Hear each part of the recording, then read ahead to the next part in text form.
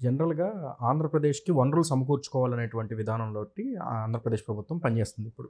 So, మనకున్నటువంటి పరిస్థితుల్లో ఇప్పుడు ఆయిల్ సీడ్స్‌ని కూడా మనం బాగా పండించగలం. As a state of Andhra Pradesh. మిగతా దేశంలో మిగతా రాష్ట్రాలకు అంత అవకాశం లేదు.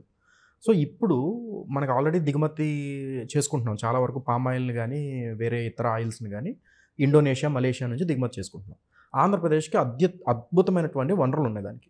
సో, దాన్ని ఎలా క్యాష్ చేసుకోవాలి? ఏ విధానంతోటి ఆ రంగంలోకి గనక ప్రభుత్వం దృష్టి పెడితే సెల్ఫ్ సఫిషియెంట్ అవ్వడానికి మనం వ్యవసాయ రంగంలో భాగస్వాములవుతాం? మనకి ఆంధ్రప్రదేశ్‌కి ప్రత్యేకంగా 3 దేశంలో మిగతా చోట్ల కంటే ఎక్కువగా ప్రభావం ఉన్న పంటలు. ఒకటి ఆయిల్ సీడ్స్, పామ్ ఆయిల్ పెద్ద ఎత్తున వస్తుంది. 2 హార్టికల్చర్ ఆంధ్రప్రదేశ్‌లో చాలా వేగంగా పెరుగుతుంది. దేశం మొత్తం కంటే ఆంధ్రప్రదేశ్‌లో బాగా పెరుగుతుంది. ముఖ్యంగా రాయలసీమ ప్రాంతాల్లో బాగా పెరుగుతుంది. మంచి పరిస్థితి అది. 3 ఫిషరీస్. మనం దేశానికి నాయకులు.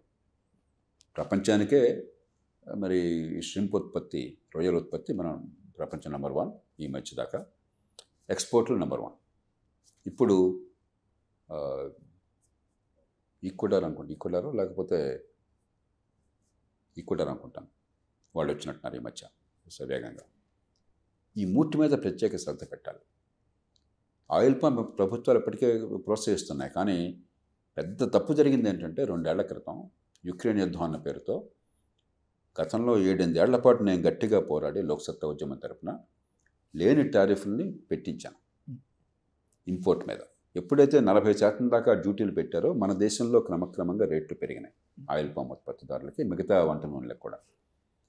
2 ఏళ్ల క్రితం 2.5 ఏళ్ల క్రితం పశ్చిమ గోదావరిలో 23,000, 22,000 రూపాయల దాకా వెళ్ళింది ఒక టన్ను పాట్స్ ధర. మంచి రేట్ అది. ఈవేళ నాకు అర్థమైనంత వరకు 11,000-12,000 రూపాయలు, 13,000 రూపాయలు. అంటే దాదాపు సగం అయిపోయింది. ఎవరికైనా సరే ఆదాయం సగం అయిపోతే ఏమైపోతారు కుటుంబం? ఇదే ఉద్యోగులకు జరిగినట్టయితే అసలు పెద్ద ఉద్యమాలు వచ్చేస్తే విప్లవం వచ్చేస్తుంది. రైతులు జరిగింది పట్టించుకునే అవసరం లేడు. యుక్రెయిన్ యుద్ధం పేరుతో చేశారు. ఇప్పుడు ప్రపంచంలో ఆయిల్ కొరత తగ్గిపోయింది. ఈ కుకింగ్ ఆయిల్, వంట నూనె కొరత తగ్గిపోయింది. ఇప్పుడు టారిఫ్లు మళ్ళీ పెట్టట్లా. చంద్రబాబు నాయుడు గారు ఆంధ్రప్రదేశ్ కోసం, దేశం కోసం గట్టిగా జాతీయ స్థాయిలో అనుకున్న పరపతి ప్రయోగించి ఒత్తిడి తీసుకొచ్చి పామ్ ఆయిల్ ఇంపోర్ట్ మీద మీరు టారిఫ్లు గతంలో ఉన్నట్టుగానే టారిఫ్ పెట్టేసినట్లయితే ఆ టారిఫ్లో వచ్చే డబ్బంతా కూడా మళ్ళీ ఆయిల్ ఉత్పత్తిని ప్రోత్సహించడం కోసం ఖర్చు పెట్టినట్టయితే మన రైతులకి రేటు ఒక్కసారి పెరుగుతుంది. మరింత ఎక్కువగా ఈ దేశంలో వంట నూనె ఉత్పత్తి జరుగుతుంది. విదేశాల మీద శాశ్వతంగా ఆధారపడి మరి వేల కోట్ల డాలర్లు వాళ్ళందరికీ కూడా ఇవ్వాల్సిన అవసరం లేకుండా పోతుంది. కాబట్టి దేశానికి, తెలుగు ప్రజలకి, రైతులకి అందరికీ మేలు జరుగుతుంది. మొట్టమొదట హార్టికల్చర్ ఎప్పుడైతే బలంగా వస్తున్నదో వ్యవసాయ అనుబంధ కార్యక్రమాల్లో మనం వాల్యూ ఎడిషన్, హార్టికల్చర్లో ప్రాసెసింగ్ పెద్ద ఎత్తున తీసుకురావడం, దాంతోపాటు రిటైల్ చైన్స్ ఎప్పుడైతే వస్తే ఏమవుతుందంటే రైతుకి వచ్చే రేటు, వినియోగదారుడు అమ్మే రేటు మధ్య తేడా తగ్గిపోతుంది. ఆ మార్కెట్ చైన్ కంప్రెస్ అవుతుంది. ఇప్పుడు ఏమవుతుంది, 100 రూపాయల మార్కెట్లో ఒక వ్యవసాయ వస్తువు అమ్మితే రైతుకి 25 రూపాయలు వస్తుంది. పళ్ళు తీసుకోండి మీరు, మామిడి పళ్ళు కానీ లేకపోతే జామ పళ్ళు కానీ మరొకటి కానీ, మీరు మార్కెట్ ఎక్కడైనా చూడండి, రైతుకి అమ్మే రేట్ ఎంత, మార్కెట్లో మీరు కొనే రేట్ అంత. 25 రూపాయలు రైతు అమ్మితే 100 రూపాయలకి వినియోగదారుడు కొంటున్నాడు. వినియోగదారుడికి అన్యాయం జరుగుతుంది, రైతుకి అన్యాయం జరుగుతుంది. రిటైల్ చైన్స్ వస్తే ఏమవుతుందంటే అన్ని పనులు రిటైల్ చైనే చేస్తుంది. అక్కడ procurement, grading, packaging, storage, transport, processing, retailing. అంతర్జాతీయ మార్కెట్లు ఓపెన్ చేస్తారు. ఎందుకంటే వాళ్ళకి ఆ శక్తి ఉన్నది. అంతర్జాతీయ మార్కెట్లో అక్కడ ఏం అవసరాలు ఉన్నాయి, ఏం చేయాలి, ఏం చేయకూడదు అని వాళ్ళకి తెలుసు. మనం చేయాలన్నా చేయలేం. 40 ఏళ్ళ నుంచి 50 ఏళ్ళ నుంచి మాట్లాడుతున్నాం.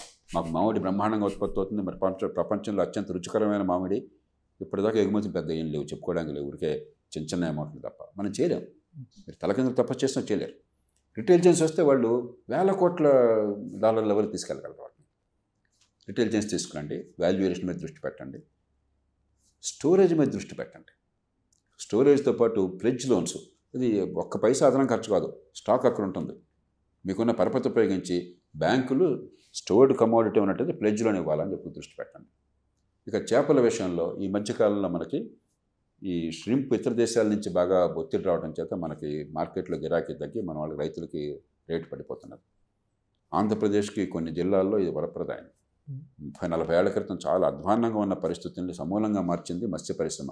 రైతుల కష్టం వల్ల, ప్రభుత్వాల ముందు చూపు వల్ల. కాబట్టి ఈవేళ రైతులకు భరోసానిచ్చి మరి కొన్ని సంస్థలను ఏర్పాటు చేసి ఆర్థిక సాయం కూడా అందించి ఈ ఒకవేళ షింప్ అంతర్జాతీయ మార్కెట్ మనం కంట్రోల్ చేయలేం.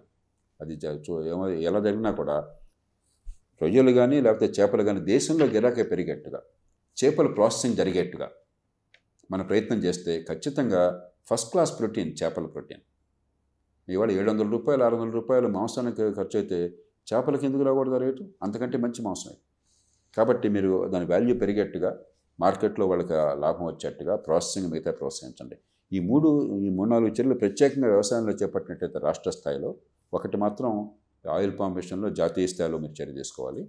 చాలా మేరకు రైతుల పరిస్థితి బాగుపడుతుంది, తెలుగు రాష్ట్రాలకు లాభం చేకూరుతుంది. Like and subscribe Eagle Media Works.